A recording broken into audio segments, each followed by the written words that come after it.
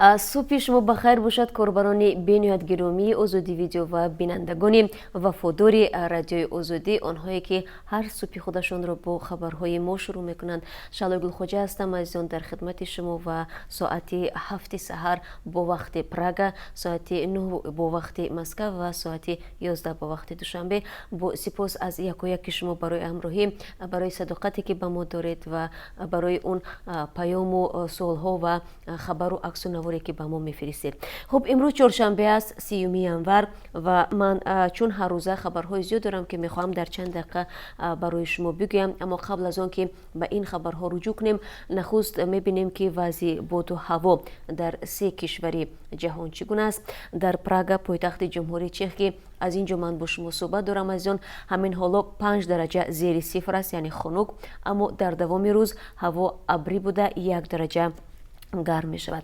در مسکو مرکز روسیه امروز نیز برف می بارد، سردی 2 درجه زیر صفر خواهد بود.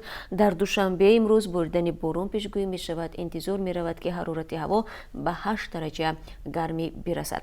ضمناً آژانس آب و هوا شناسی تاجیکستان هشدار داده است که این شب و روز در کشور هوا خیلی سرد شده، فرآمدن ترما در نظر است. از جمله امروز و فردا در تاجیکستان هوای نااستوار در نظر است و در وادی‌ها بریدن باران و در منطقه‌های کوهی بریدن برف زیاد پیشگویی می شود.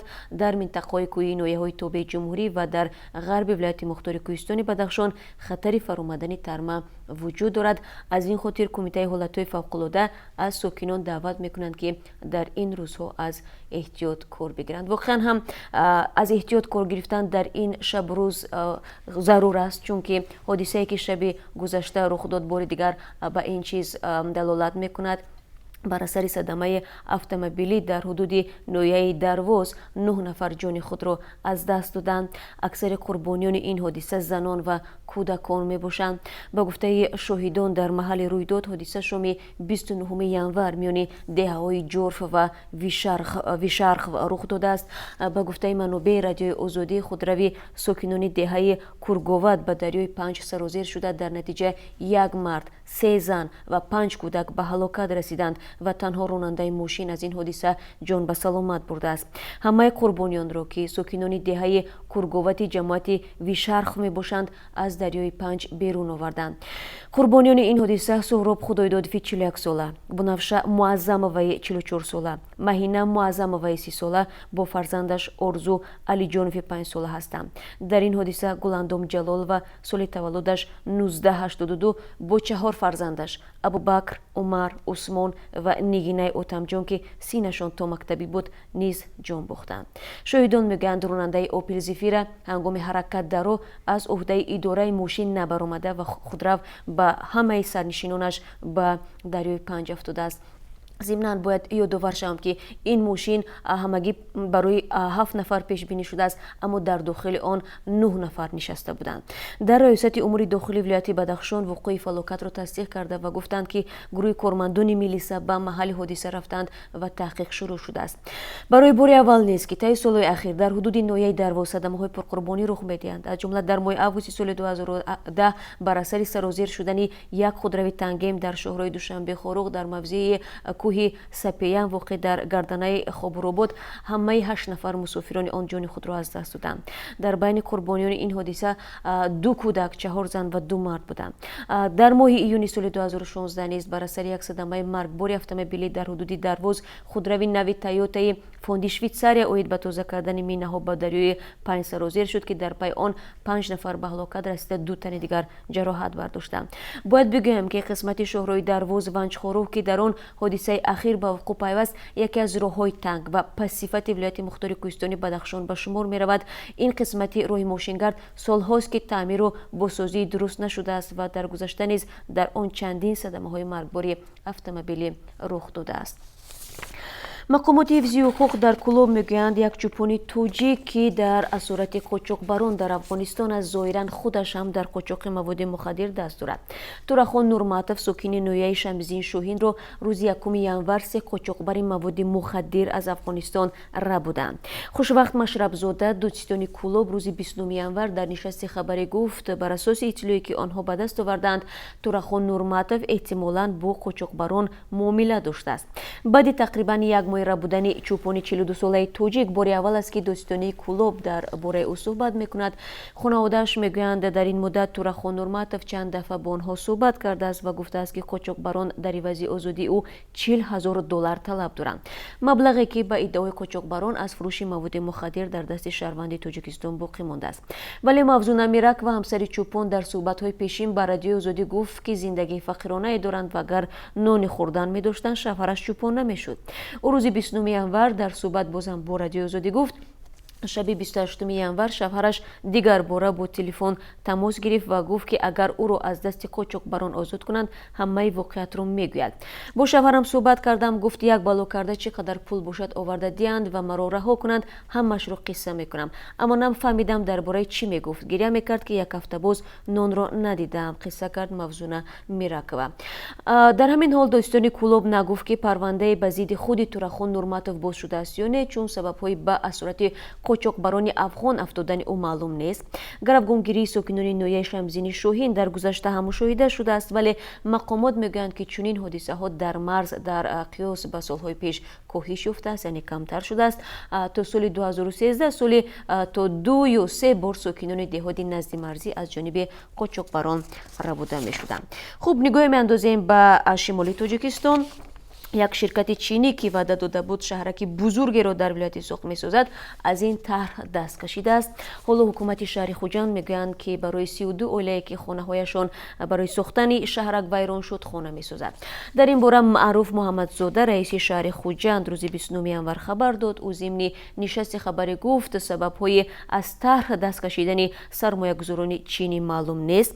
با شرکت حسن‌رویا که شهروندان چین سرمایه‌گذاری می‌کنند 4 سال پیش درباره ساختن بیناهای بسیار طبقه در خوجند شرطنامه بسته شد، ولی شرکت با سبب‌های به ما نامعلوم تا امروز به ساختمان آغاز نکرد. گفت او بعدی به وعده‌اش وفا نکردن شرکت حسن‌رویا به گفته رئیس شهر حکومت خوجند به ساختمان بینای بسیار طبقه شروع کرد تا 32 عائله که به خانه ماندند با منزل استقامتی تامین شوند. این عائله ها از محله رحمان نبی در خوجند که بعد از بین بردن خانه هایشان 4 سال است در خانه های اجاره زندگی میکنند میباشند. آنها امیدوار بودند که در مدت کوتاه صاحب خانه نو میشوند، اما ظاهرا آرزوهایشان تا کنون عملی نشده است. خوب اکنون نگاه میاندازیم به خبرهای جهانی. یک منصبدار بلندپایه اکتشافی امریکا میگوید روسیه و چین جدیدترین تهدید جاسوسی و حمله های کیبرنتیکی به امریکا را تشکیل میدهند. این دو کشور کوشش دارند به نیروی جهانی تبدیل یابند. روز 29 ینور دان کواتس رئیس اداره اکتشافی ملی امریکا گفت روابط مسکو و پکین زیادتر از آن شده است که ما 10 ساله ها شاهد بودیم. او همچنین افزود چین، روسیه و کره شمالی هرچی بیشتر عملیات کیبرنتیکی را برای دزدیدن اطلاع، گذاشتن تاثیر به شهروندان و از بین بردن انفراستراکچور مهم استفاده میبرند. دادگاه عالی پاکستان تقاضای بازنگری حکمی از جوابگری آزاد نمودن یک زن نصرانی را رد کرد. رئیس دادگاه آصف سید خوسا گفت حکم مرگ آسیا بیبی سال گذشته رد شد و این حکم به تغییر میماند. اکنون آسیا بیبی میتواند کاملا آزاد باشد. حکم این خانم ماه اکتبر صادر شده بود و تا این زمان او در یک مکان پنهان و در زیر حمایه مقامات نگاه داشته می شود.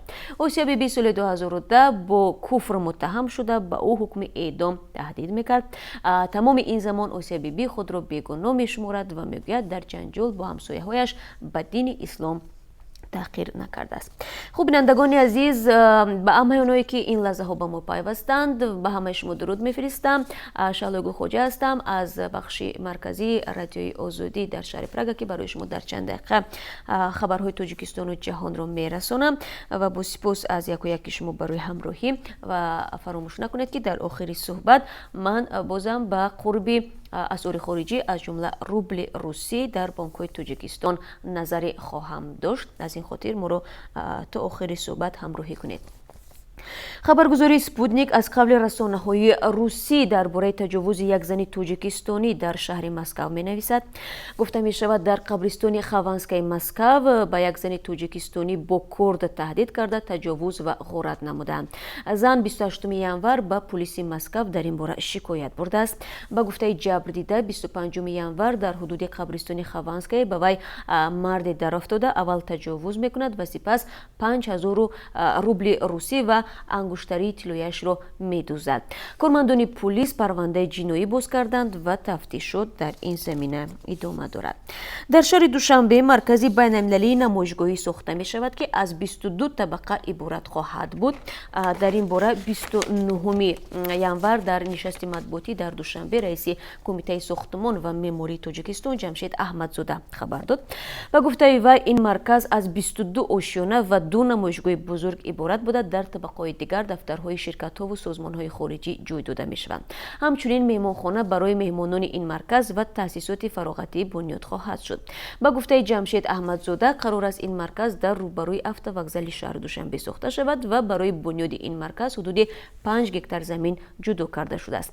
جناب احمدزاده افزود که طبق لایحه پیشکی برای بنیاد این مرکز 200 میلیون سومانی ضرور است و شرکت‌های چینی و هندی برای سرمایه‌گذاری این طرح اظهار آمادگی کردند.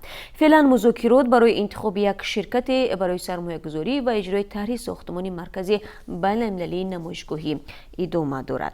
خب اکنون رو می‌آوریم به خبرهای ورزشی. هاور مندس مربی حبیب نورمگامدوف قرار کمیسیون ایالت نوادای آمریکا برای موقت محروم کردن این ورزشکار از اشتراک در مسابقه ها را نادرست خوانده است. در این باره او به آژانس تاس خبر داده است. روز سه‌شنبه 29 ینوار این ورزشکار برای 9 ماه از حق اشتراک در مسابقه ها محروم شد. او با آن متهم گردید که پس از پیروز شدن در مسابقه UFC با کونر مکگرگر از رینگ بیرون جسته به طرفداران حریفش زد و خورد کرده است. همچنین این ورزشکار با پرداخت $500,000 جریمه وظیفه دار شد. حریف او مکگرگر برای 6 ماه از حق شرکت در محاربه‌های بدون قاعده محروم شده است. مهلت این محرومیت از 6 اکتبر سال 2018 سر می شود. مربی حبیب امیدواری کرد که در این فرصت ورزشکار تمرین می کند و قوی تر به میدان برمیگردد. محاربه بدون قاعده 2 نفر شب 6 اکتبر در شهر لاس وگاس در آمریکا صورت گرفت. رقیب جنجالی او از ایرلندیا کونر مکگرگر که با بیانیه‌های بحث برانگیزش نام برآورده است در دور 4 رقابت به فشار سخت و نفسگیر کننده حبیب تاب نیاورد و تسلیم شد. خوب و دسته منتخب فوتبال قطر که در بازی دوم نیمه نهایی جام آسیا تیم میزبان مسابقات امارات متحده عرب را با حساب 4-0 مغلوب کرد. در فینال با ژاپن رقابت خواهد کرد. بازی دوم نیمه نهایی میان تیم‌های ملی قطر و امارات متحده عرب شام سه‌شنبه 29 ینوار دایر گردید. به این ترتیب در بازی نهایی جام آسیا که روز جمعه 1 فوریه در شهر ابوظبی شروع می شود تیم‌های ملی ژاپن و قطر رقابت میکنند. در این قسمتی صحبت چون همیشه رو میارم به قرب اسعار خارجی. بانک ملی تاجیکستان برای امروز قرب اسعار خارجی رو چنین معین کرده است: $1 9 سومانی و 43 درم، 1 یورو 10 سومانی و 79 درم و 1000 روبل روسی 142 سومانی و 3 درم است. تشکر بینندگان عزیز که چند دقیقه ما را همراهی کردید و خبرهای تاجیکستان و جهان را شنیدید. روز نو آغاز شد. من باز در پیش با شما صحبت دارم. سرخطی خبرهای روز را تقدیم میکنم. همین گونه برنامه خبری نیز هست و امیدوارم که در این صحبت ها نیز ما را همراهی خواهید کرد چون موضوعهای مهم و جالب و شنیدنی برای شما داریم. با امید دیدار بعد از چند ساعتی دیگر.